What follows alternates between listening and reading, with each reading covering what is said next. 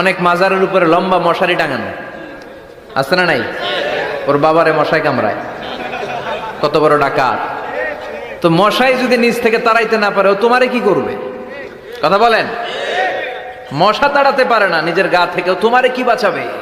দেখবেন যে লোকটা মাজারে মশারি দেয়, ওর বাবার ডেঙ্গু জ্বর, ওর বাপেরে মশাই খায়, ওর মারে মশাই খায়।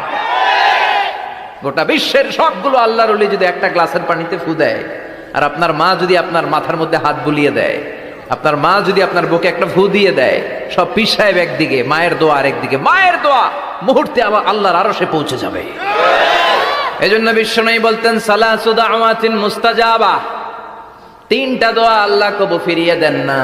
এক নম্বরে হচ্ছে দাওয়াতুল মুসাফির, সফর অবস্থায় দোয়া করলে কবুল করে কে? দুই নম্বরে দাওয়াতুল মাজলুম, অত্যাচারিত ব্যক্তির দোয়া কবুল করে কে? তিন নম্বরে দাওয়াতুল ওয়ালিদাইন